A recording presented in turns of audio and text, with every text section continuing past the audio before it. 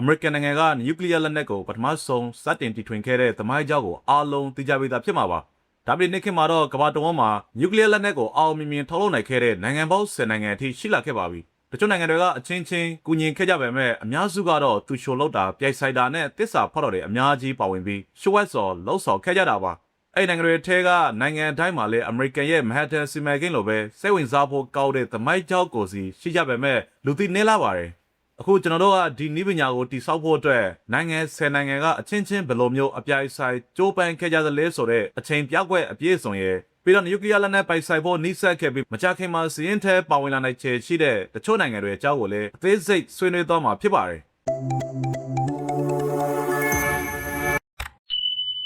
ဒီသမိုင်းကြောင်းက1938ခုနှစ်ဂျာမန်သိပ္ပံပညာရှင်တွေဟာကွင်းဆက်ဓာတ်ပြုမှုကနေတဆင့်ကြီးမားတဲ့စွမ်းအင်တွေကိုထောက်လွှဲပေးနိုင်တဲ့အက်တမ်တွေကိုခွဲခြားစိတ်ဖြာခြင်းဖြစ်တဲ့ nuclear fission နည်းပညာကိုပထမဆုံးရှာဖွေတွေ့ရှိခဲ့ရကနေစတင်ခဲ့တာပါနောက်တစ်နှစ်မှာတော့ Albert Einstein ကဒီနည်းပညာကိုလက်နက်အဖြစ်အသုံးချရင်ဖြစ်လာနိုင်တဲ့အန္တရာယ်ရှိတဲ့အလားအလာတွေနဲ့ပတ်သက်ပြီးအမေရိကန်နိုင်ငံကိုသတိပေးခဲ့ပါတယ်အမေရိကန်ပြည်ထောင်စုဟာဒုတိယကမ္ဘာစစ်ရဲ့နောက်ခံအခြေအနေမှာကာလရှည်ကြာပြီးရှုပ်ဝက်လာတဲ့စစ်စင်တစ်ခုကိုလှုပ်ဆောင်ခဲ့ပြီးနောက်နျူကလ িয়ার လက်နက်ကိုပထမဆုံးတီထွင်နိုင်ခဲ့သူအဖြစ်လူသိများခဲ့ပါတယ်။အဲ့ဒီအချိန်ကအမေရိကန်၊ဗြိတိန်နဲ့ကနေဒါနိုင်ငံတွေကသိပ္ပံပညာရှင်တွေဟာမဟတ်တန်စီမံကိန်းမှာပူးပေါင်းပါဝင်ခဲ့ကြတာပါ။သူတို့ဟာကိုယ်ပိုင်နျူကလ িয়ার အစီအစဉ်ကိုလှုပ်ဆောင်နေပေမဲ့အောင်မြင်မှုသိပ်မရှိတဲ့ဂျာမန်တွေကိုအမိန့်လိုက်နိုင်ဖို့အတွက်ဒီကြိုးပမ်းမှုမှာအမေရိကန်ရဲ့ GDP စုစုပေါင်းရဲ့ရာခိုင်နှုန်းနီးပါးလောက်ကိုသုံးစွဲခဲ့ကြပါတယ်။1945ခုနှစ်မေလမှာဂျာမနီကလက်နက်ချခဲ့ပါတယ်။အဲ့ဒီနောက်ဇူလိုင်လထဲမှာတော့သမ္မတထရူမင်းဟာစတာလင်ချာချီတိုနဲ့အတူပေါ်စတန်ညီလာခံမှာဂျာမနီကိုရှစ်ဆက်ဘာလုပ်မလဲဆိုတာတိုင်ပင်ပြီးစီမံကိန်းချနိုင်ခဲ့တာပါအဲ့လိုဆွေးနွေးနေတော့မှာပဲနျူမက္ကဆီကိုမှာပြုလုပ်ခဲ့တဲ့ Trinity စက်သမှုအောင်မြင်တော့ပြီဖြစ်ကြောင်းထရူမန်ကိုရှုပ်ဝက်အကြောက်ကြားခဲ့ကြပါတယ်အဲ့ဒီအကြောက်ကြားစာထဲမှာသူတို့ဟာအခုဆိုရင်လူသားမျိုးနွယ်တစ်ခါမှမမြင်ဘူးတဲ့အစွမ်းထက်ဆုံးလက်နက်ကိုပိုင်ဆိုင်နေပြီဖြစ်ကြောင်းလည်းထည့်သွင်းဖော်ပြထားပါတယ်ထရူမန်ကစတာလင်ကိုအမေရိကန်ဟာဂျပန်ပေါ်ဒီလက်နက်ကိုအသုံးပြုတော့မှာဖြစ်ကြောင်းပြောခဲ့ပေမဲ့အဲ့ဒီအချိန်မှာစတာလင်ကလည်းသူ့ရဲ့ကိုယ်ပိုင်နျူကလ িয়ার လက်နက်စီမံကိန်းကိုလှုပ်ဆောင်နေပြီးသားဖြစ်တဲ့အပြင်အမေရိကန်ရဲ့မဟတ်တန်စီမံကိန်းထဲမှာလည်းသူချိုတွေထားရှိခဲ့ပြီးသားဖြစ်ပါတယ်စိတ်ထဲမှာတော့အမေရိကန်တွေကဒီဘုံကိုသူတို့ထက်အရင်ဥအောင်လှုပ်ဆောင်သွားနိုင်ခဲ့တဲ့အတွက်ရှိုးဝဲစော်နဲ့အကြီးအကျယ်ဒေါသထွက်ခဲ့ပါတယ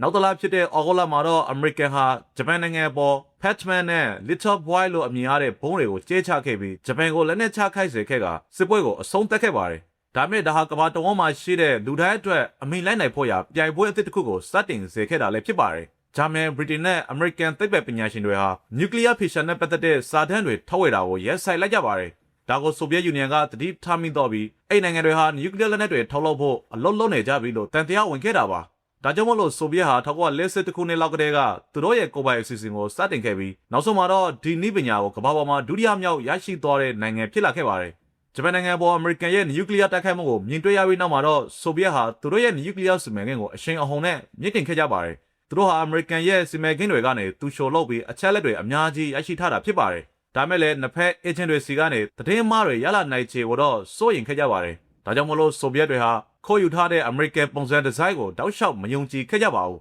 ။ဖန်စီယာမင်းထားတဲ့ဂျာမန်သိပ္ပံပညာရှင်အများအပြားကိုအသုံးပြုပြီးသူတို့ကိုယ်ပိုင်သုတေသနလုပ်ငန်းတွေကိုအများကြီးလှုပ်ဆောင်ခဲ့ကြပါတယ်။အမေရိကန်ရဲ့ဒီဇိုင်းတွေမှန်ကန်မှုရှိမရှိကိုစစ်ဆေးဖို့အတွက်ပဲခိုးယူရရှိထားတဲ့အချက်လက်တွေကိုအသုံးပြုရင်းနဲ့သူတို့ရဲ့ကိုယ်ပိုင်စီမံကိန်းကိုတည်ဆောက်ခဲ့ကြတာပါအမေရိကန်တွေမျှော်လင့်ထားတာထက်ပိုစောပြီးတော့1949ခုနှစ်မှာဆိုဗီယက်တွေဟာကာဇက်စတန်နိုင်ငံမှာ RDS-1 စက်သမှုကိုအောင်မြင်စွာလှုပ်ဆောင်နိုင်ခဲ့ပါတယ်ဒါကြောင့်အမေရိကန်ဟာဒီနျူကလ িয়ার နည်းပညာပေါ်တဦးတည်းလက်ဝါးကြီးအောက်နိုင်ဆုံးမရှိတော့ပါဘူးဒီအခြေအနေဟာနျူကလ িয়ার လက်နက်တွေကိုတက်နေသမျှအများဆုံးတော်လောက်ဖို့အတွက်အမေရိကန်ပြည်ထောင်စုနဲ့အတူစစ်အေးတိုက်ပွဲလက်နက်ပြိုင်ပွဲကိုဖြစ်ပေါ်စေခဲ့ပါတယ်ဒါရီယာမြောက်နိုင်ငံကတော့ United Kingdom သို့မဟုတ် Britain နိုင်ငံပါကမ္ဘာကြီးတစ်ခုလုံးမှာပခုံးချင်းရှင်ပြီးတိုက်ပွဲဝင်ခဲ့ကြတဲ့အဓိကမဟာမိတ်တွေဖြစ်လို့အမေရိကန်ကသူတို့ကိုကူညီလိမ့်မယ်လို့ကျွန်တော်တို့ထင်ကောက်ထင်နေပါတယ်။ theory အရဆိုရင်လည်းအမေရိကန်ဟာဥရောပကသူတို့ရဲ့မိတ်ဆွေကောင်းတွေကိုစွန့်ရည်မြင့်တင်ပေးချိန်မှာဖြစ်ပေမဲ့တကယ်တမ်းမှာတော့အဲ့လိုမဟုတ်ခဲ့ပါဘူး။ Britain ဟာ1940ပြည့်နှစ်မှာစတင်ခဲ့တဲ့ Tube Alloy လို့ခေါ်တဲ့စီမံကိန်းနဲ့အတူအမေရိကန်ထက်အရင်နျူကလ িয়ার လက်နက်ဆိုင်ရာအခြေခံအလုပ်အများအပြားကိုဥဆောင်လုပ်ကိုင်ခဲ့တာပါ။အဲ့ဒီအချိန်ကဂျာမနီကနေထွက်ပြေးတိမ်းချော်လာကြတဲ့ဂျာမန်၊ဩစတြေးလျနဲ့ပိုလန်သိပ္ပံပညာရှင်တွေရဲ့အကူအညီနဲ့သူတို့ဒါကိုလှုပ်ဆောင်ခဲ့တာဖြစ်ပါတယ်။ဒါပေမဲ့ဒုတိယကမ္ဘာစစ်အတွင်းတိုက်ပွဲဝင်နေရလို့အရင်အမြစ်ကတ်သက်ချက်တွေကြောင့်ဗြိတိန်ဟာသူ့ရဲ့လုပ်ငန်းအားလုံးကိုအမေရိကန်ထံလွှဲပြောင်းပေးခဲ့ရပါတယ်။နောက်ပိုင်းမှာတော့အဲ့ဒီလုပ်ငန်းဟာမန်ဟတ်တန်စီမံကိန်းအဖြစ်ပူးပေါင်းတော့ခဲ့ကြတာပါ။အဲ့ဒီနောက်မှာတော့အမေရိကန်နဲ့ဗြိတိန်တို့ဟာ Quebec သဘောတူညီချက်အရသူတို့သနာအချက်လက်အများအများကိုပဲပို့ပေးခဲ့ကြပါတယ်။ အဲ့သဘောတူညီချက်ထဲမှာတော့နိပညာပြီးစီးတော့တဲ့အခါအတူတကွမျှဝေသုံးစွဲမှာဖြစ်ကြောင်းနဲ့တူကိုတူပြန်လေအသုံးမပြုဖို့ဖော်ပြထားတာဖြစ်ပါတယ်။ဒါပေမဲ့1945ခုနှစ်မှာအမေရိကန်ကနျူကလ িয়ার လက်နက်တွေကိုအောင်မြင်စွာဆက်သက်အသုံးပြုတဲ့အခါမှာတော့သူတို့ကသဘောတူညီချက်ကိုရဲစဲပြီးနောက်ဆုံးရလက်တွေကိုဗြိတိန်ကိုမမျှဝေပဲသူတို့ဘာသာပဲသင်စီထားခဲ့ပါတယ်။ဒါဗြိတိန်အတွက်ကိုယ်ပိုင်နျူကလ িয়ার အစီအစဉ်ကိုပြန်လေစတင်ဖို့တွန်းအားဖြစ်စေခဲ့တာပါ။သူတို့ဟာလုံငန်းအများစုကိုလှုပ်ဆောင်ပေးသားဖြစ်တဲ့အပြင်ကမ္ဘာယူရေနီယံအများစုကိုလည်းထိန်းချုပ်ထားနိုင်တဲ့အတွက်ဒီအလုပ်ကိုအမြန်ဆုံးလှုပ်ဆောင်နိုင်ခဲ့ပါတယ်။ဗြိတိန်ဟာ1952ခုနှစ်မှာဩစတြေးလျနိုင်ငံအထက်နားမှာရှိတဲ့ Montebello ကျွန်းစုမှာ Operation Hurricane လို့ခေါ်တဲ့သူတို့ရဲ့ပထမဆုံးစစ်သည်မှုကိုအောင်မြင်စွာလှုပ်ဆောင်နိုင်ခဲ့ပါတယ်။တချင်တည်းမှာပဲ1949ခုနှစ်မှာဆိုဗီယက်တွေကသူတို့မျှော်လင့်ထားတာထက်ပုံမမြင်မြန်ဆန်ဆန်နဲ့နျူကလ িয়ার လက်နက်ကိုထုတ်လုပ်နိုင်ခဲ့ပါတယ်။အဲ့နောက်မှာတော့အမေရိကန်ပြည်ထောင်စုသားတာမွန်နျူကလ িয়ার လက်နက်လို့ခေါ်တဲ့ပုံစံအသစ်တစ်မျိုးကိုထုတ်လုပ်ဖို့အတွက်ချက်ချင်းပဲစတင်လှုပ်ဆောင်ခဲ့ပါတယ်။ဒီနေရာမှာတာမန်အက်တမ်ဘုံတွေဟာအက်တမ်တွေကိုခွဲထုတ်ဖို့အတွက် fission နည်းပညာကိုအသုံးပြုတာဖြစ်ပါတယ်။ဒါမဲ့အခုပုံစံအသစ်ဖြစ်တဲ့တာမွန်နျူကလ িয়ার လက်နက်တွေကတော့အဲ့လိုမဟုတ်ပဲကျေတွေရဲ့အတွင်းပိုင်းမှာဖြစ်ပေါ်တဲ့ဖြစ်စဉ်မျိုးအတိုင်းအက်တမ်တွေကိုပေါက်ဆက်ဖို့ fusion နည်းပညာကိုအသုံးပြုတာဖြစ်ပြီးတာမန်အက်တမ်ဘုံတွေထက်လည်းသိသာပုံမအစွမ်းထက်ပါတယ်။မက်ဒယ်စီမန်ကင်ကိုဥဆောင်ခဲ့တဲ့ Oppenheimer လို့သိပ္ပံပညာရှင်တွေကတော့လူသားမျိုးနွယ်အတွက်အလွန်အမင်းအန္တရာယ်ရှိတာကြောင့်နဲ့ဒီနျူကလ িয়ার လက်နက်ပြိုင်ပွဲဘယ်ကိုဥတီသွားမလဲဆိုတာကိုစိုးရင်ပြီးဒါတွေကိုမထုတ်လုပ်ဖို့အမေရိကန်ကိုတတိပေးခဲ့ကြပါတယ်။ဒါမဲ့လည်းသမ္မတထရူမန်ကဆက်လက်လှုပ်ဆောင်ဖို့အတွက်ခွင့်ပြုမိန်ပေးခဲ့ပါတယ်။1952ခုနှစ်မှာအမေရိကန်ပြည်ထောင်စုဟာနာဂါဆာကီပေါ်ကျဲချခဲ့တဲ့ဘုံထက်အစားပေါင်း150ကျော်ပုံပေါ်ပြင်းအားရှိတဲ့ဟိုက်ဒရိုဂျင်တာမွန်နျူကလ িয়ার ဘုံရဲ့ပထမဆုံးစက်သမုံဖြစ်တဲ့ Ivy Mike ကိုအောင်မြင်စွာလှုပ်ဆောင်ခဲ့ပါတယ်။ဆိုဗီယက်တွေကလည်း1955ခုနှစ်မှာ RTS-37 လို့ခေါ်တဲ့သူတို့ရဲ့ဘုံကိုအောင်မြင်စွာဆက်သက်နိုင်ခဲ့ပြီးဗြိတိန်ကလည်း1959ခုနှစ်မှာ Operation Grapple လို့ခေါ်တဲ့ဆက်သက်မှုကိုပြီးစီးခဲ့ပါတယ်။ဒီဟိုက်ဒရိုဂျင်ဘုံတွေရဲ့ချင်းချောက်မှုအသစ်ကြောင့်အမေရိကန်ဟာနောက်တစ်နေ့ဖြစ်တဲ့1958ခုနှစ်မှာဗြိတိန်နဲ့နျူကလ িয়ার သဘောတူညီချက်တစ်ခုကိုထပ်မံလက်မှတ်ရေးထိုးဖို့ဆုံးဖြတ်ခဲ့ပါတယ်။ဆိုတော့မြောက်နိုင်ငံကတော့ပြင်သစ်နိုင်ငံပါ။သူတို့မှာမဟက်တယ်စီမံကိန်းမှာပါဝင်လုပ်ကိုင်နေတဲ့သိပ္ပံပညာရှင်အနေငယ်ရှိနေပြီးသားဖြစ်ပါတယ်။ဒုတိယကမ္ဘာစစ်ပေးမှာအစ္စရေးနဲ့ပူးပေါင်းပြီးကိုပိုင်နျူကလ িয়ার အစီအစဉ်ကိုစတင်ခဲ့ပေမဲ့လက်နက်တွေအစားစွန့်ရင်ထုတ်လုပ်ရေးကိုပဲအဓိကအာရုံစိုက်ခဲ့တာပါ။ဒါမဲ့ဆွဲကျဲတီကြောင့်ပြင်သစ်ကိုတိတ်ခါကြပြီးအချက်ရစေခဲ့ပါတယ်။ဒါပြင်တစ်ဖက်မှာလည်းအမေရိကန်နဲ့ဆိုဗီယက်တို့ကြားမှာတိတ်မာမှုတွေကပိုပြီးတော့မြင့်တက်လာခဲ့ပါတယ်။ဒီလိုအခြေအနေတွေစုပုံလာတာကြောင့်ပြင်သစ်နိုင်ငံနဲ့ရန်သူတွေကိုတားဆီးဖို့အတွက်သူတို့ရဲ့ကိုယ်ပိုင်ဟက်တာမုံမဟာဗျူဟာအသစ်တစ်ခုလိုချင်စိတ်ပြင်းပြလာခဲ့ပါတယ်။အဲဒီကနေတဆင့်ဥရောပရဲ့မဟာအင်အားကြီးနိုင်ငံတစ်ခုအနေနဲ့သူတို့ရဲ့ဂုဏ်သိက္ခာနဲ့နေရာကိုဆက်ပြီးတော့ထိမ့်သိမ်းချင်စိတ်တွေပါအရှိန်အဟုန်နဲ့ပေါ်ပေါက်လာခဲ့တာဖြစ်ပါတယ်။နျူကလ িয়ার လက်နက်အသုံးပြုပုံနဲ့ပတ်သက်ပြီးပြင်သစ်နိုင်ငံရဲ့မူဝါဒကအနည်းငယ်ကွဲပြားနေတာကြောင့်အမေရိကန်ဟာဗြိတိန်ထက်စာရင်ပြင်သစ်ကနျူကလ িয়ার ပိုင်ဆိုင်မဲ့အကြံစီကိုပိုပြီးတော့ပြင်းပြင်းထန်ထန်ကန့်ကွက်ခဲ့ပါတယ်။အဲ့လိုကန့်ကွက်မှုတွေရှိခဲ့တဲ့အတွက်ကြောင့်ပဲပြင်သစ်ဟာနျူကလ িয়ার လက်နက်တွေဖန်တီးဖို့ဘယ်သူစီကမှအကူအညီမရခဲ့ပါဘူး။လုံးဝနီးပါးကိုတဲ့အစီအစဉ်နဲ့တိကျလွတ်လပ်စွာတိဆောက်ခဲ့ရတာပါ။ပြင်သစ်သမ္မတ Charles de Gaulle ဟာဒီကြိုးပမ်းမှုကိုဥဆောင်ခဲ့တာပါ။ပြင်သစ်နိုင်ငံဟာအမေရိကန်ချုပ်ချာအာဏာပိုင်တဲ့မဟာအင်အားကြီးနိုင်ငံဖြစ်လာဖို့အတွက်နျူကလ িয়ার လက်နက်ဟာမရှိမဖြစ်လိုအပ်ကြောင်းပြောကြားခဲ့ပါတယ်။သူဟာနေတိုးနဲ့အမေရိကန်ပြည်ထောင်စုတို့စီကနေမဟာဗျူဟာမြောက်လွတ်လပ်မှုကိုလည်းလိုချင်ခဲ့တာပါ။သူတို့ဟာနိုင်ဂျာ၊ဂါဘွန်နဲ့မာဒဂက်စတာတို့မှာရှိတဲ့သူတို့ရဲ့ကိုလိုနီနယ်မြေတွေကနေယူရေနီယံကိုရယူခဲ့ကြပါတယ်။အဲ့ဒါကအများကြီးအထောက်အကူဖြစ်စေခဲ့တာပါ။ဒုတိယကမ္ဘာစစ်ပေးမှာပျက်စီးဆုံးရှုံးမှုတွေရှိခဲ့ပေမဲ့လည်းပြင်သစ်သိပ္ပံပညာရှင်တွေဟာမမောမပန်းစ조사ခဲ့ကြပါတယ်။သူတို့ဟာ1960ပြည့်နှစ်မှာဆာဟာရာသဲကန်လျာထဲကပြင်သစ်ကိုလိုနီအယ်ဂျီးရီးယားနိုင်ငံမှာဂျာဘိုအာဘလူးလို့ခေါ်တဲ့သူတို့ရဲ့ပထမဆုံးဆက်သက်မှုကိုအောင်မြင်စွာလှုပ်ဆောင်နိုင်ခဲ့ပါတယ်။အဲ့နောက်1968ခုနှစ်မှာပထမဆုံးဟိုက်ဒရိုဂျင်ဘုံကိုဆက်သက်ခဲ့ပါတယ်။တရုတ်နိုင်ငံဟာအမေရိကန်ကိုဟန်တာဖို့အတွက်ကိုယ်ပိုင်နျူကလ িয়ার လက်နက်တွေကိုလိုချင်ခဲ့တာကြောင့်စရင်းရဲ့ပစ္စမမြောက်နိုင်ငံဖြစ်လာခဲ့ပါတယ်။အစားပိုင်းမှာတော့ဆိုဗီယက်ယူနီယံကတရုတ်ကိုအသုံးဝင်တဲ့မာမတ်နိုင်ငံတစ်နိုင်ငံအဖြစ်မြင်တာကြောင့်အကူအညီတွေအများကြီးပေးခဲ့ပါတယ်။ဒါမဲ့ခရူချက်ကစတာလင်ဝါဒဖြုတ်ချရေးကိုစတင်လာတဲ့အခါတရုတ်ဥက္ကဋ္ဌမော်စီတုံးကခရူချက်ရဲ့အနောက်အုပ်စုပေါ်ပုံမသတိထားတဲ့ချင်းကဲမှုကိုပျော့လွန်ပြီးစစ်မှန်တဲ့ကွန်မြူနစ်အခြေခံမှုတွေနဲ့မကိုက်ညီဘူးလို့ပြစ်တင်ဝေဖန်ခဲ့ပါတယ်။ဒီအချက်ကြောင့်ပဲဆိုဗီယက်နဲ့တရုတ်နိုင်ငံနှစ်ခုကြားမှာကြီးမားတဲ့ဆက်ဆံရေးအကြောင်းကိုဖြစ်စေခဲ့တာပါ။ဒါကြောင့်မို့လို့ဆိုဗီယက်ခေါင်းဆောင်ခရူချက်ကတရုတ်ရဲ့နျူကလ িয়ার စီမံကိန်းအတွက်ပေးထားတဲ့အကူအညီအားလုံးကိုပြန်လည်ရုပ်သိမ်းလိုက်ပါတော့တယ်။အဲဒီနောက်မှာတော့တရုတ်နိုင်ငံဟာကြန့်ရှိနေတဲ့လုပ်ငန်းစဉ်အားလုံးကိုဘယ်သူအကူအညီမှမရတော့ပဲကိုယ့်အကိုတယောက်တည်းဆက်လက်လှုပ်ဆောင်တော့ဖို့စက်ပစ်ခံလိုက်ရတာဖြစ်ပါတယ်။တရုတ်နိုင်ငံဟာအထူးသဖြင့်မဟာခုံပြန်ကျော်လွှတ်မှုနဲ့ရင်းကျေးမှုတော်လှန်ရေးတို့ရဲ့စင်ခေါ်မှုတွေကိုရင်ဆိုင်နေရတဲ့ကြားကပဲတကယ်အရှိန်အဟုန်ကောင်းအောင်နဲ့သူတို့ရဲ့ဖွံ့ဖြိုးတိုးတက်မှုကိုဆက်လက်လှုပ်ဆောင်ခဲ့ပါတယ်။ဒီကြိုးပမ်းမှုမှာအရင်းအမြစ်အများအပြားကိုပုံအောသုံးဆွဲခဲ့ကြတာပါ ပြီးတော့သဘာဝယူရေနီယံတိုင်းအများအပြားကိုလည်းရှာဖွေတွေ့ရှိခဲ့တာကအများကြီးအထောက်အကူဖြစ်စေခဲ့တာပါ1964ခုနှစ်မှာရုပ်တွေဟာ Love Not ဒေသက6ခန့်နေတဲ့ IG ထဲမှာ Project 596လို့ခေါ်တဲ့သူတို့ရဲ့ပထမဆုံး atom bomb ကိုအောင်မြင်စွာဖောက်ခွဲနိုင်ခဲ့ပါတယ်ပြီးတော့32လအကြာမှာတင်သူတို့ရဲ့ပထမဆုံး hydrogen bomb ကိုစက်သက်နိုင်ခဲ့တာပါဒီအောင်မြင်မှုဟာကမ္ဘာပေါ်ကဘယ်နိုင်ငံနဲ့မဆိုရှင်လိုက်ရင်တာမန် atom bomb fission အဆင့်ကနေပုံမပြင်းအားရှိတဲ့ hydrogen bomb fusion အဆင့်ကိုအမြန်ဆုံးကူးပြောင်းနိုင်ခဲ့တဲ့စက်ချင်းဖြစ်ပါတယ်ဒါကြောင့်မို့လို့ဒါဟာတကယ်ကိုအထင်ကြီးစရာကောင်းတဲ့အချက်တစ်ခုဖြစ်တယ်လို့မဲ့ချက်ပြကြတာတွေရှိပါတယ်စတမမြောက်နိုင်ငံကတော့အစ္စရေးနိုင်ငံဖြစ်ပါတယ်သူတို့ဟာကမ္ဘာပေါ်မှာနျူကလ িয়ার လက်နက်ပိုင်ဆိုင်ထားကြောင်းကိုဘယ်တော့မှအသိမဲ့မပြုတ်ခဲ့သလိုတရှိကြောင်းကိုလည်းမထုတ်ပြန်ခဲ့တဲ့တခုသောနိုင်ငံဖြစ်ပါတယ်ဒါကြောင့်ဘယ်အချိန်မှာအရေးအတွက်ဘလောက်အထိထုတ်လုပ်ခဲ့သလဲဆိုတာဘယ်သူမှအတိအကျမသိခဲ့ပေမဲ့အသေးစိတ်အချက်လက်တွေအများကြီးပေါက်ကြားခဲ့ပါတယ်အစောပိုင်းကပြောခဲ့သလိုပဲအစ္စရေးတွေဟာ1950ကျော်နှစ်တွေကတည်းကနျူကလ িয়ার စွမ်းအင်နဲ့ပတ်သက်ပြီးပြင်သစ်တွေနဲ့တွဲဖက်လုပ်ကိုင်နေခဲ့တာဖြစ်ပါတယ်ပြင်သစ်ကနီဂက်သေကန်ဒရာထဲမှာရှိုးဝက်နျူကလ িয়ার စက်ရုံတစ်ခုတည်ဆောက်ဖို့အစ္စရေးကိုကူညီပေးခဲ့ပါတယ်ဒါ1963ခုနှစ်မှာအမေရိကန်သမ္မတကနေဒီကအစ္စရေးတွေနျူကလ িয়ার လက်နက်ထုတ်လုပ်နေမှာကိုစိုးရိမ်လာတဲ့အတွက်ပြဿနာဖြစ်လာခဲ့ပါတယ်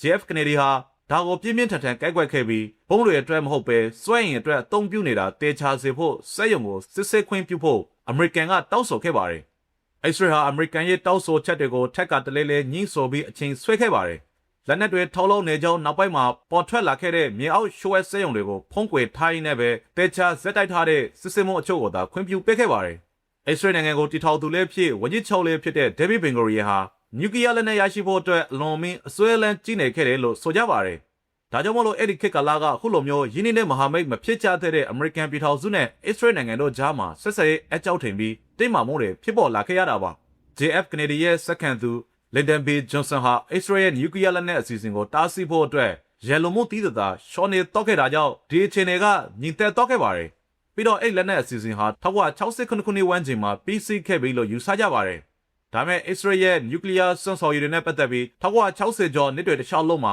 ကောလာဟလတွေနဲ့ခက်မက်ချက်တွေထွက်ပေါ်နေခဲ့ပါတယ်။အဓိကဖွင့်ချမှုကြီးကတော့နောက်ပိုင်း1986ခုနှစ်မှာပေါ်ထွက်လာခဲ့တာပါ။အဲ့ဒီနီဂန်နျူကလ িয়ার သုတေသနဗဟိုဌာနမှာအလုပ်လုပ်ခဲ့တဲ့အစ္စရေးစက်မှုပညာရှင်မော်ဒီခိုင်ဘာနူနူဟာအစ္စရေးကနေထွက်ပြေးခဲ့ပြီးဗြိတိန်သတင်းစာတွေထံသူကိုယ်တိုင်ရယူခဲ့တဲ့ဓာတ်ပုံအများအများနဲ့အဲ့ဒီစက်ရုံကိုတကယ်တမ်းဘာအတွက်အသုံးပြုနေတယ်လဲဆိုတာအသေးစိတ်ဖော်ပြထားတဲ့စာရွက်စာတမ်းတွေကိုဖွင့်ချခဲ့တာဖြစ်ပါတယ်။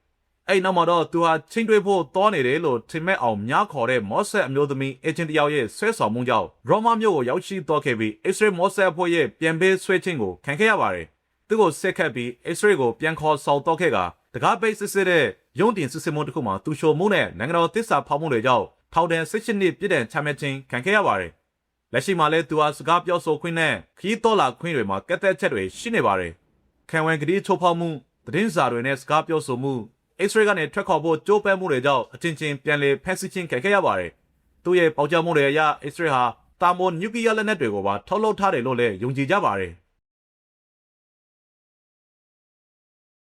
ဒီစီးရင်ရဲ့တတမမြောက်နိုင်ငံကတော့အိန္ဒိယနိုင်ငံဖြစ်ပါတယ်။သူတို့ဟာလည်းတခြားနိုင်ငံအများစုလိုပဲဒုတိယကမ္ဘာစစ်ပြီးမှအဓိကအဖြစ်ပါကစ္စတန်နဲ့တရုတ်နိုင်ငံကိုဟန်တာဖို့နဲ့ကာကွယ်ဖို့အတွက်ဒီနောက်ဆုံးပေါ်နည်းပညာကိုပိုင်ဆိုင်ဖို့လိုအပ်ကြောင်းထုတ်ဖော်ခဲ့ကြပါတယ်။သူတေသနာလုပ်ငန်းတွေကို1940ပြည့်နှစ်တွေကတည်းကစတင်ခဲ့ပေမဲ့ဒီဖြစ်စဉ်ပြည့်မြောက်ဖို့အတွက်စစ်စွနှစ်ပေါင်းများစွာကြာမြင့်ခဲ့ပါတယ်။1912ခုနှစ်မှာဟိမဝါဒတောက်တန်းမှာတရုတ်နဲ့ဖြစ်ပွားခဲ့တဲ့နေဆက်စစ်ပွဲမှာအိန္ဒိယရှုံးနိမ့်ခဲ့ပြီးနောက်တရုတ်ရဲ့ကျူးကျော်မှုကိုတားဆီးဖို့အတွက်ဒါကိုအရှင်မြင့်တင်ခဲ့တာပါ။သူတို့ဟာကနေဒါနဲ့အမေရိကန်လိုနိုင်ငံတွေစီကနေသူတို့ရဲ့ reactor တွေအတွက်ထောက်ပံ့မှုတွေကိုရယူပြီးနျူကလ িয়ার စွမ်းအင်ကိုအရင်ဆုံးထုတ်လုပ်နေခဲ့ပါတယ်။တစ်ဖက်ကလည်းလက်နက်တွေထုတ်လုပ်ဖို့အတွက်ဒါတွေကိုရှိုးဝဲစွာအသုံးပြုခဲ့ပါတယ်။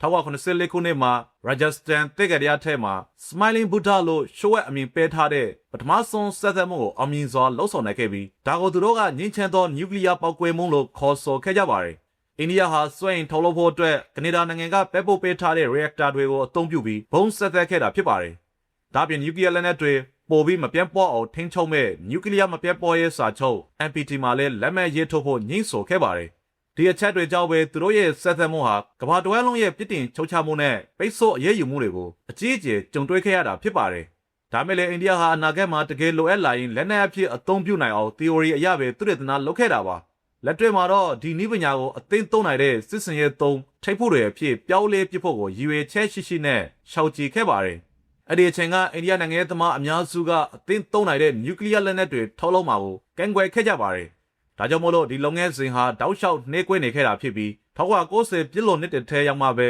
အပိသက်နိုင်ခဲ့တာဖြစ်ပါတယ်နျူကလ িয়ার လက်နက်ထုတ်လုပ်ခဲ့တဲ့ဆဋ္ဌမမြောက်နိုင်ငံကတော့တောင်အာဖရိကနိုင်ငံဖြစ်ပါတယ်ဒါဟာအထူးခြားဆုံးသမိုင်းကြောင်းတွေထဲကတစ်ခုပါတောင်အာဖရိကမှာအဓိကပါဝင်ပစ္စည်းဖြစ်တဲ့သဘာဝယူရေနီယံကမ္ဘာအကြီးဆုံးတော်လောင်မှုတိုက်တွေထဲကတစ်ခုရှိနေခဲ့ပါတယ်ဒါတွေကိုအမေရိကန်၊ဗြိတိန်၊ပြင်သစ်နဲ့ဆိုဗီယက်ယူနီယံနဲ့အစ္စရေးတို့ထံပါပန်ပိုပေးနေခဲ့တာပါအဲ့ဒီယူရေနီယံအများစုကတော့ငြိမ်းချမ်းစွာအသုံးပြုမဲ့စွမ်းအင် reactor တွေအတွက်ပဲရည်ရွယ်ခဲ့တာပါဒါပေမဲ့နောက်ဆုံးမှာတော့တချို့ကလက်နက်တွေထုတ်လုပ်တဲ့နေရာမှာအသုံးပြုခံလိုက်ရတဲ့လမ်းစနဲ့ပဲအဆုံးသတ်တော့ခဲ့ပုံရပါတယ်တောင်အာဖရိကဟာ1948ခုနှစ်ကတည်းကကိုယ်ပိုင်နျူကလ িয়ার စွမ်းအင်အစီအစဉ်ကိုစတင်ဖန်တီးခဲ့တာဖြစ်ပါတယ်ဒါပေမဲ့1960နဲ့80ကျော်နှစ်တွေကိုရောက်တဲ့အခါမှာတော့နမီးဗီးယားနဲ့အန်ဂိုလာနိုင်ငံတွေထဲမှာဆိုဗီယက်ရဲ့ဩဇာလွှမ်းမိုးမှုတွေပိုပြီးမြင့်တက်လာတာကြောင့်စွမ်းအင်နေရာကနေလက်နက်ထုတ်လုပ်ရေးဘက်ကိုအာရုံပြောင်းသွားခဲ့တာပါအဲ့ဒီအပြင်သူတို့ရဲ့အသားရောက်ဖွဲချမှုစနစ်ကြောင့်လည်းကမ္ဘာတဝန်းလုံးရဲ့ပြစ်တင်ရှုတ်ချမှုကိုခံခဲ့ရပြီးနိုင်ငံရဲ့အထီးကျန်ဖြစ်သွားခဲ့ပါတယ်ဒါကြောင့်သူတို့ကိုဘေးအန္တရာယ်ကနေကာကွယ်ပေးမဲ့မဟာမိတ်အများအပြားမရှိတော့တဲ့အတွက်ကိုယ်ပိုင်လက်နက်ထုတ်လုပ်ဖို့ပိုပြီးဖြစ်လာခဲ့တာပါ1989ခုနှစ်မှာသူတို့ဟာကလာဟာရီသဲကန်တရားထဲမှာစက်တဲ့စေယုံတခုတိစောက်ခဲ့ပြီးတော့ဘုံတလုံးကိုဖောက်ခွဲဖို့အထိနှိစက်ခဲ့ပါတယ်ဒါမဲ့ဆိုဗီယက်ဂျူလူတခုကဒါကိုရှာတွေ့တော့ပြီးအမေရိကန်ကိုသတင်းပို့ခဲ့တာကြောင့်နိုင်ငံတကာရဲ့ဖိအားပေးမှုနဲ့ကန့်ကွက်မှုတွေကဆက်သက်မှုကိုရပ်တန့်သွားစေခဲ့ပါတယ်1989ခုနှစ်မှာတော့အမေရိကန်ဂျူလူတွေဟာအိန္ဒိယသမုဒ္ဒရာထဲကတောင်အာဖရိကထိန်းချုပ်ထားတဲ့ Prince Edward ကျွန်းစုမှာအလင်းတဲ့နှစ်ချက်ဖြတ်ခနဲ့လိမ့်တော့တာကိုထောက်လှမ်းမိခဲ့ပါတယ်ဒါကိုဘီလာဖြစ်ရလို့ခေါ်ဆိုကြတာပါဒါဟာအစ္စရေးကတောင်အာဖရိကနဲ့ပူးပေါင်းပြီးလှုပ်ဆောင်ခဲ့တဲ့ပူရဲနျူကလ িয়ার ဆက်သက်မှုတစ်ခုလို့ကြေပြက်ယုံကြည်ကြပါတယ်အဲ့ဒီအချိန်ကအသုံးချနိုင်တဲ့လက်နက်တွေမရှိသေးတဲ့တောင်အာဖရိကဟာသူတို့ရဲ့ကိုယ်ပိုင်အစီအစဉ်အတွက်ဒီသူတွေတနာချုပ်ကိုရရှိဖို့အလဲအလယ်နဲ့အစ္စရေးကိုအဲ့နေရာမှာလက်နက်တွေဆက်သက်ခွင့်ပြုခဲ့တာဖြစ်နိုင်ပါတယ်1980ပြည့်လွန်နှစ်တည်းရဲ့အလဲပိုင်းအရောက်မှာတော့သူတို့ဟာဟီရိုရှီမာပေါ်ကျဲချခဲ့တဲ့ဘုံအရွယ်ဆလောက်ရှိတဲ့နျူကလ িয়ার ဘုံ6လုံးကိုထုတ်လုပ်ခဲ့ပါတယ်သူတို့စီမှာရှိတဲ့ယူရေနီယံအများအများကိုပေးပြီးအလဲအလယ်နဲ့အစ္စရေးရဲ့အကူအညီကိုရယူကဒီဘုံကိုအောင်မြင်အောင်ထုတ်လုပ်နိုင်ခဲ့တာလို့အများကယုံကြည်ကြပါတယ်တောင်အာဖရိကနိုင်ငံဟာရန်လိုတဲ့ရန်သူတွေရဲ့ရန်ကနေဟန်တာနိုင်ဖို့အတွက်အစ္စရေးနိုင်ငံလိုပဲသူတို့မှာနျူကလ িয়ার လက်နက်ရှိတယ်ဆိုတာကိုဘယ်တော့မှအတိအလင်းဖွင့်ပြောခဲ့ပါဘူးသူတို့ဟာရည်ရွယ်ချက်ရှိနဲ့ပဲရှိသလိုလိုမရှိသလိုလိုမရေမရာအခြေအနေကိုပဲတောက်လျှောက်ထိမ့်သိမ်းထားခဲ့တာဖြစ်ပါတယ်ဒါပေမဲ့1990ပြည့်လည်နှစ်တွေကိုရောက်တဲ့အခါမှာတော့ဆိုဗီယက်ယူနီယံပြိုကွဲသွားခဲ့တာကြောင့်ကွန်မြူနစ်အန်ဒီရကနေကာကွယ်ဖို့လိုအပ်ချက်ကရှော့နေတော့ခဲ့ပါတယ်တချင်တည်းပါပဲသူတို့နိုင်ငံရဲ့အသားရောက်ခွဲခြားမှုစနစ်ကလည်းကုံဆုံးလူဒီပါဖြစ်လာခဲ့တာကြောင့်နောက်ထပ်တက်လာမယ့်အစိုးရသစ်လက်ထက်ကိုနျူကလ িয়ার လက်နက်တွေလွှဲပြောင်းပေးရမှာကိုစိုးရိမ်ပူပန်လာခဲ့ကြပါတယ်လူနည်းစုလူဖြူအစိုးရကနေလူမဲအများစုဥဆောင်မဲ့အစိုးရသစ်နယ်ဆင်မန်ဒဲလာစီကိုအာဏာမလွှဲခင်သူတို့ရန်သူလူမဲအစိုးရလက်ထက်နျူကလ িয়ার ဘုံတွေပါမတော့အကုန်ကြိုတင်ဖျက်ဆီးပစ်ချင်ခဲ့တာပါဒါကြောင့်မို့လို့သူတို့ဟာကမ္ဘာသမိုင်းမှာပထမဆုံးအနေနဲ့သူတို့ရဲ့နျူကလ িয়ার လက်နက်တွေကိုလုံးဝဖျက်သိမ်းပြီးဆွဲပစ်ဖို့ရွေးချယ်ခဲ့ကြပါတယ်အဲ့လိုအကုန်ဖျက်ဆီးပြီးတော့တဲ့အခါကျမှပဲသူတို့မှာတကယ်ပဲနျူကလ িয়ার လက်နက်ရှိခဲ့ဖို့ပါတယ်ဆိုပြီးကမ္ဘာကြီးကိုလေးဟဝန်ခံခဲ့တာပါ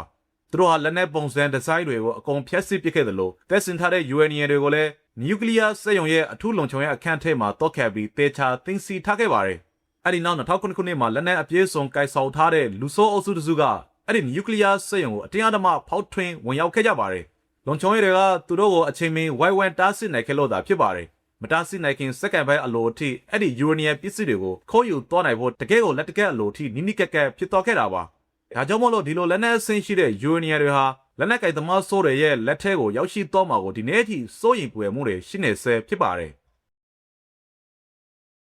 ်ပါကစ္စတန်နိုင်ငံဟာ1981ခုနှစ်မှာသူတို့ရဲ့အကြီးမားဆုံးပြိုင်ဖက်ဖြစ်တဲ့အိန္ဒိယနဲ့ဖြစ်ပေါ်ခဲ့တဲ့စစ်ပွဲမှာရှုံးနိမ့်ခဲ့ပြီးတဲ့နောက်အရှေ့ပါကစ္စတန်ဟာဘင်္ဂလားဒေ့ရှ်နိုင်ငံဖြစ်လာခဲ့ရတာကြောင့်1980ပြည့်လွန်နှစ်တွေမှာဒီဖြစ်စဉ်ကိုစတင်ခဲ့ပြီး9ခုမြောက်နိုင်ငံဖြစ်လာခဲ့ပါတယ်သူတို့ရဲ့ဝန်ကြီးချုပ်ကအိန္ဒိယကသာဘုံကိုတိစောက်မယ်ဆိုရင်ကျွန်တော်တို့မြက်တွေတရွဲ6တွေပဲစားရငက်ပြက်ချင်လဲငက်ပြက်ပါစေကျွန်တော်တို့ကိုယ်ပိုင်ဘုံတလုံးကိုတော့ရအောင်ယူမယ်လို့ပြောခဲ့ပါတယ်1984ခုနှစ်မှာအိန္ဒိယက Smiling Buddha စသက်မှုကိုလှုပ်ဆောင်ခဲ့ပြီးနောက်မှာတော့အမင်လိုက်ဖို့အတွက်ပြိုင်ပွဲကစတင်ခဲ့ပါတော့တယ်။ Abdullah Qadir Khan ဟာ Dash Nuclear စက်ရုံမှာအလုပ်လုပ်နေတော့ယူရေနီယံကိုဘယ်လိုသက်ဆိုင်ရမလဲဆိုတဲ့အထူးရွှဲချက်သတင်းအချက်လက်တွေကိုခိုးယူပြီးပါကစ္စတန်ကိုပြန်လည်ယူဆောင်လာခဲ့တဲ့ပါကစ္စတန်သိပ္ပံပညာရှင်တူဖြစ်ပါတယ်။ဒါဟာသူတို့ရဲ့နျူကလ িয়ার လက်နက်အစီအစဉ်အတွက်အဓိကအခြေခံအုံမြစ်ဖြစ်လာခဲ့တာပါ။သူတို့ဟာဘုံတလုံးကိုတိစောက်ဖို့အတွက်ကျွမ်းကျင်မှုပစ္စည်းတွေနဲ့ပုံစံဒီဇိုင်းတွေကိုထောက်ပံ့ပေးခဲ့တဲ့တရုတ်နိုင်ငံစီကနေလည်းကြီးမားတဲ့ကူညီတွေကိုရရှိခဲ့ပါတယ်။ ဒါဟာတရုတ်ကသူတို့ရဲ့ပြိုင်ဖက်ဖြစ်တဲ့အိန္ဒိယကိုဆက်ကျင်ဖို့အတွက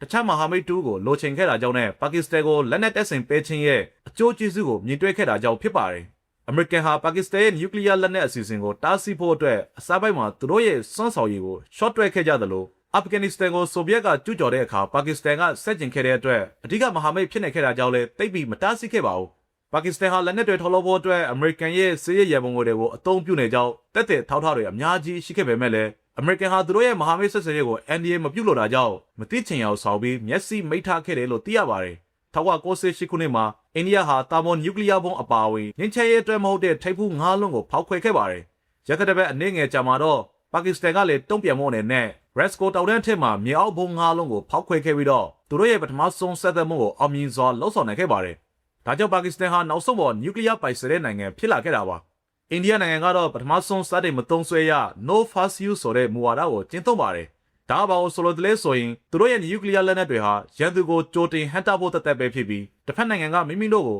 နျူကလ িয়ার လက်နက်နဲ့အရင်ဆုံးလာရောက်တိုက်ခိုက်မှသာပြန်လည်တုံ့ပြန်တဲ့တဲ့နဲ့အသုံးပြုမယ်လို့ဆိုတဲ့သဘောပါ။ဒါမဲ့သူတို့ရဲ့ပြိုင်ဖက်ပါကစ္စတန်နိုင်ငံကတော့အိန္ဒိယနဲ့လုံးဝမတူပဲပထမဆုံးစတင်သုံးဆွဲခွင့် First Use မူဝါဒကိုကျင့်သုံးပါတယ်။သူတို့ဟာခြေနေပေါ်မူတည်ပြီးနျူကလ িয়ার လက်နက်ကိုမိမိတို့အစီအစဉ်နဲ့မိမိတင့်တော်သလိုအရင်ဥဆုံးစတင်အသုံးပြုပိုင်ခွင့်ရှိတယ်လို့သတ်မှတ်ထားတာပါ။ဒါကြောင့်မို့လို့အိန္ဒိယဘက်ကနျူကလ িয়ার လက်နက်မသုံးပဲရိုးရိုးစစ်လက်နက်တွေနဲ့ပဲတိုက်ခတ်လာရင်တောင်မှပါကစ္စတန်နဲ့အိန္ဒိယကိုဆက်ကျင်ပြီးနျူကလ িয়ার လက်နက်ကိုအရင်စတင်သုံးဆွဲသွားမယ်ဆိုတဲ့အရေးအယောင်တွေကိုပြသထားတာဖြစ်ပါတယ်။ဒီလိုပထမဆုံးစတင်သုံးဆွဲခွင့်ဆိုတဲ့မူဝါဒဟာကမ္ဘာနိုင်ငံတော်တော်များများကိုစိုးရင်ပူပန်စေခဲ့တာအမှန်ပါပဲ။ဒါပေမဲ့ပါကစ္စတန်အတွက်တော့ဒီဗျူဟာဟာတကယ်ပဲအောင်မြင်မှုရရှိခဲ့ကြောင်းသက်သေပြနိုင်ခဲ့ပါတယ်။ဘာလို့ဆိုတော့ပါကစ္စတန်ဘက်ကနျူကလ িয়ার နဲ့အပြင်းထန်တုံ့ပြန်လာမှာကိုစိုးရင်ရတာကြောင့်နောက်ပိုင်းမှာဖြစ်ပွားခဲ့တဲ့ပဋိပက္ခတော်တော်များများမှာအိန္ဒိယဘက်ကတုံ့ပြန်မှုတွေတည်ရတာပျော့ပျော့သွားခဲ့လို့ဖြစ်ပါတယ်။အိန္ဒိယစစ်ဖက်ဆိုင်ရာပြောရဲဆိုခွင့်ရှိသူတူကတော့မှပါကစ္စတန်ရဲ့နျူကလ িয়ার လက်နက်အရင်ဆုံးစတင်သုံးဆွဲမဲ့ချင်းချောက်မှုဟာအိန္ဒိယအနေနဲ့ပုံမှန်စစ်ရေးရထိုးစစ်ဆင်တိုက်ခိုက်မှုတွေကိုအလေးအနက်စဉ်းစားတာမျိုးမလုပ်ဖြစ်အောင်ထိရောက်စွာတားဆီးနိုင်ခဲ့တယ်လို့ထုတ်ဖော်ပြောကြားခဲ့ပါတယ်။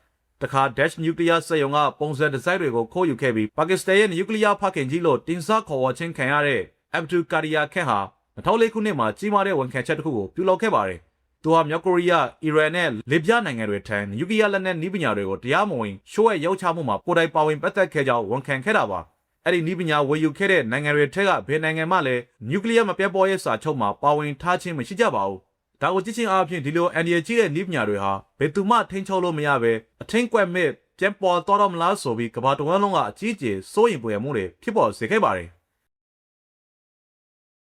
မြောက်ကိုရီးယားနိုင်ငံဟာလက်ရှိအချိန်ထိနျူကလ িয়ার လက်နက်ကိုတီထွင်နိုင်ခဲ့တဲ့10နိုင်ငံမြောက်နောက်ဆုံးနိုင်ငံဖြစ်လာခဲ့ပါတယ်။မြောက်ကိုရီးယားနိုင်ငံကိုတီထောင်သူကင်အီဆွန်ဟာကာလရှည်ကြာပြိုင်ဖက်ဖြစ်တဲ့တောင်ကိုရီးယားနဲ့အမေရိကန်ကိုဟန်တာဖို့အတွက်သူ့ရဲ့အုပ်ချုပ်ရေးရန်တရားရေရှည်တည်တတ်ခံမြဲစေဖို့နဲ့ကမ္ဘာကိုအာဏာပြသဖို့အတွက်နျူကလ িয়ার လက်နက်တွေဟာမရှိမဖြစ်လိုအပ်တယ်လို့မြင်ခဲ့ပါတယ်။1950ပြည့်လွန်နှစ်တွေမှာဆိုဗီယက်ယူနီယံဟာငင်းချမ်းစွာအသုံးပြုမဲ့စွမ်းအင်ရည်ရွယ်ချက်တွေအတွက်သူတို့ရဲ့ပထမဆုံးနျူကလ িয়ার သုတေသနအဆောက်အအုံတွေကိုစတင်တည်ဆောက်ပေးခဲ့ပြီးမြောက်ကိုရီးယားသိပ္ပံပညာရှင်အများအပြားကိုလည်းဆိုဗီယက်ယူနီယံမှာလက်ကျင့်သင်ကြားပေးခဲ့ပါတယ်။တရုတ်နဲ့ဆိုဗီယက်နိုင်ငံလုံးကလက်နက်တွေထုတ်လုပ်ဖို့ကူညီပေးပါဆိုတဲ့မြောက်ကိုရီးယားရဲ့တောင်းဆိုချက်အများအပြားကိုညှိဆိုခဲ့ကြပါတယ်။ဒါကြောင့်ပဲ1980ပြည့်လွန်နှစ်တွေစီရောက်မှာတော့မြောက်ကိုရီးယားဟာသူတို့နိုင်ငံထဲကကိုယ်ပိုင်သဘာဝယူရေနီယံတိုက်အများအပြားကိုအသုံးပြုပြီးကိုယ်ပိုင်နျူကလ িয়ার အစီအစဉ်ကိုတည်ဆောက်ဖို့အာရုံစိုက်ခဲ့ပါတယ်။ဒါကအခြားနိုင်ငံတွေစီကနေရယူဖို့မလိုအပ်တော့ဘူးဆိုတာကိုသက်သေပြခဲ့တာပါ။1980ပြည့်လွန်နှစ်တွေရောက်မှာတော့အမေရိကန်ဟာမြောက်ကိုရီးယားကအသုံးပြုပြီးသားနျူကလ িয়ার စွမ်းအင်လောင်စာတွေကိုလက်နက်တွေထုတ်လုပ်ဖို့အသုံးပြုနေတာကိုသိရှိသွားခဲ့ပါတယ်။အဲ့ဒီနောက်1990ကျော်နှစ်တွေမှာမြောက်ကိုရီးယားဟာရှိုးဝဲစော်လက်နက်တွေတိစောက်နေပြီးတော့နိုင်ငံတကာအနုမြူစွမ်းအင်အေဂျင်စီ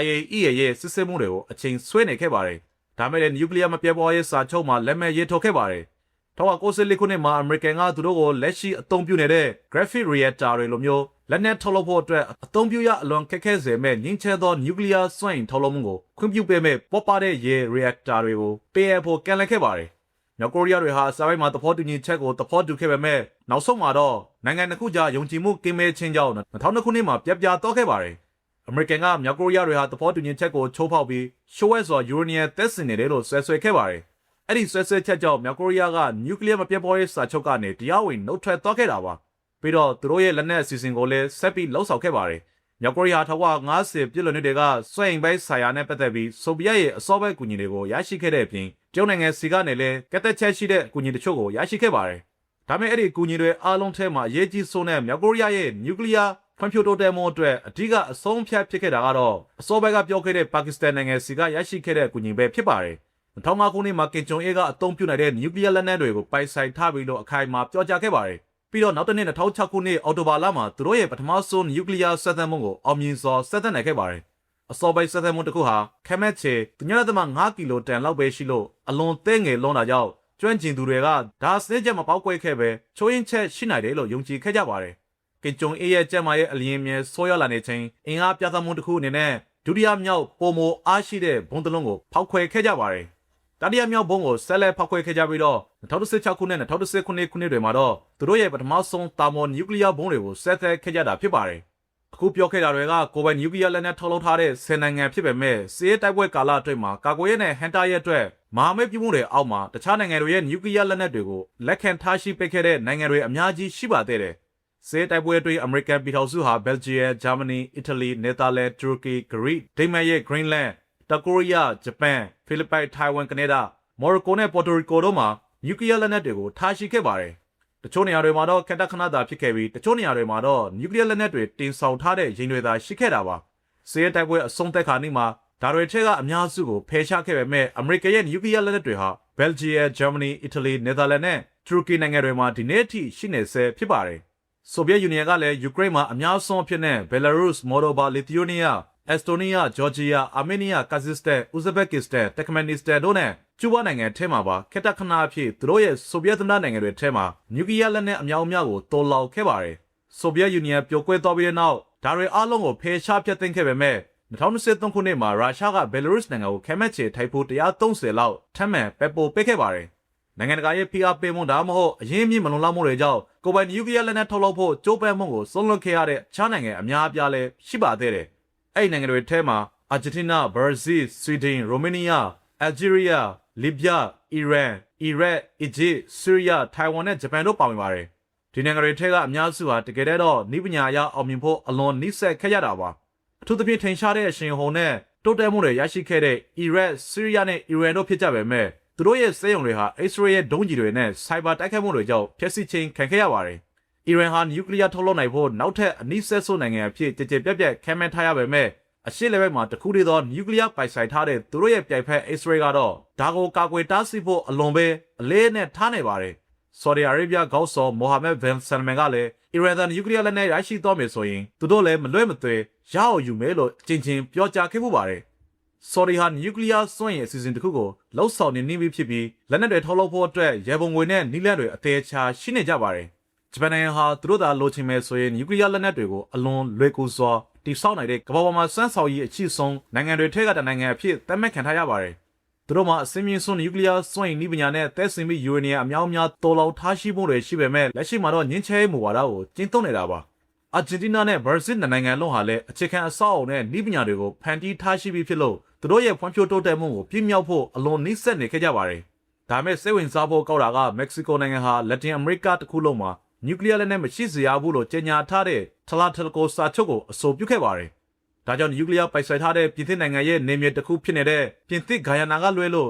ဒေသတွင်းကနိုင်ငံတိုင်းဟာနောက်ဆုံးမှာလက်မဲ့ရထိုးခဲ့ကြပါတယ်။အဲ့နေမြေကိုစာချုပ်ရဲ့အစိပ်ပိတ်တစ်ခုအဖြစ်သတ်မှတ်ထားဆဲဖြစ်ပြီးပြင်သစ်ကလည်းအဲ့နေရာမှာနျူကလ িয়ার လက်နက်တွေတော်လောင်ထားခြင်းမရှိပါဘူး။အဲ့ဒီချိန်ကစလို့ကမ္ဘာတော်မှာလည်းအလားတူစာချုပ်တွေရှိခဲ့ပါတယ်။အဲ့ဒါတွေကတော့တောင်ပစိဖိတ်ဒေသကိုလွှမ်းခြုံထားတဲ့ Rato-Roton စာချုပ်အာဖရိကတိုက်ကြီးကိုလွှမ်းခြုံထားတဲ့ Blendaba စာချုပ်အလယ်ပိုင်းအာရှကိုလွှမ်းခြုံထားတဲ့ Simi-Palatin စာချုပ်အရှေ့တောင်အာရှကိုလွှမ်းခြုံထားတဲ့ဘန်ကောက်စာချုပ်နဲ့ဘေးစီးလှုပ်ရှားမှုကိုမဆိုပိတ်ပင်ထားတဲ့အန်တာတိကစာချုပ်တို့လိုမျိုးနျူကလ িয়ার လက်နက်တွေကိုလက်ခံတာထုတ်လုပ်တာဒါမှမဟုတ်စက်သက်တာတွေမလုပ်ဖို့သဘောတူထားကြတာဖြစ်ပါတယ်။ဒါမဲ့ဒီစာချုပ်တွေကအသုံးဝင်ပေမဲ့ကမ္ဘာနျူကလ িয়ার ပိုင်ဆိုင်တဲ့နိုင်ငံအများစုဟာသူတို့ရဲ့နျူကလ িয়ার လက်နက်တွေကိုရင်အုပ်သိမ်းဖို့တွေထဲမှာတော်လောင်ထားကြတာကြောင့်ဒါအချိန်မရွေးသမုဒ္ဒရာတွေထဲမှာရှိုးဝဲစော်ဖုံးကွယ်ထားပြီးနေရာတိုင်းမှာရှိနေနိုင်တယ်လို့ဆိုတာပါဒါဟာနိုင်ငံတစ်ခုရဲ့လက်နက်ပြလွတ်တဲ့စက်ရုံတွေလုံးဝပျက်စီးသွားရင်တောင်မှရင်ငုံတင်ဖို့တွေကတုံ့ပြန်တိုက်ခိုက်ဖို့အစဉ်သည့်စောင့်ဆိုင်နေပြီးသူတို့ကိုဖျက်ဆီးပစ်ဖို့မဖြစ်နိုင်တာကြောင့်ဒါဟာအပြင်းထန်ဆုံးဟက်တာမှုတွေထဲကတစ်ခုဖြစ်လှုပ်ဆောင်ပေးပါတယ်နျူကလ িয়ার လက်နက်တိဆောက်ခြင်းဟာအလွန်မဲကွန်ကြားစိတ်များပြီးတိတာထင်ရှားတဲ့ဖြစ်စဉ်တစ်ခုဖြစ်ပါတယ်ကျွန်တော်တို့1989ခုနှစ်ဘီလာဖြစ်မှာမြင်တွေ့ခဲ့ရတယ်လို့1990ကျော်နှစ်တွေတုန်းကတိမ်ဖုံးနေတဲ့အိန္ဒိယသမုဒ္ဒရာအလေကောင်မှာဖြစ်ပွားခဲ့တဲ့အလွန်သေးငယ်တဲ့ပောက်ကွဲမှုတစ်ခုကိုတော့အမေရိကန်ဂျူလူတစ်ခုကဖမ်းယူမိခဲ့ပါတယ် ဒါကြောင့်ကျတို့တွေပုံမခင်မလာတဲ့ဒီနေ့ခေတ်ရဲ့စောင့်ကြည့်ထောက်လဲမှုအစင်းတန်းကိုကျွန်တော်တို့စိတ်ကူးကြည့်နိုင်မှာပါအက်တလက်တိတ်သမုဒ္ဒရာအောက်ခြေမှာအဲ့ဒီရေငုံတင်ဖွားငယ်ပောက်ကွဲပျက်စီးတော့ခဲ့တော့ကတော့အမေရိကန်စစ်တပ်ကထောက်လဲမခဲ့တဲ့တာကြောင့်ကမ္ဘာကမသိပဲရှိုးဝက်နျူကလ িয়ার အစီအစဉ်တစ်ခုရှိဖို့ဆိုတာအလွန်ပဲခက်ခဲ့ပါတယ်ဒါမဲ့ဒီဖြစ်စဉ်ကိုဖြစ်မြောက်အောင်လှုံ့ဆော်နိုင်ခဲ့တဲ့နိုင်ငံက10နိုင်ငံပဲရှိသေးတယ်ဆိုပေမဲ့နောက်ထပ်နိုင်ငံတွေဒီစီးရင်ထဲပါဝင်လာဖို့ကတော့အချိန်ကိစ္စတစ်ခုပဲဖြစ်ဖို့ကများပါတယ်ဟုတ်ကဲ့ဒီဗီဒီယိုကတော့ဒီလောက်ပါအဆုံးထိကြည့်ရှုနားဆင်ပေးခဲ့တဲ့အတွက်အများကြီးကျေးဇူးတင်ရှိပါတယ်နောက်ထပ်ဗီဒီယိုတွေမှာပြန်လည်ဆုံတွေ့ကြအောင်ပါ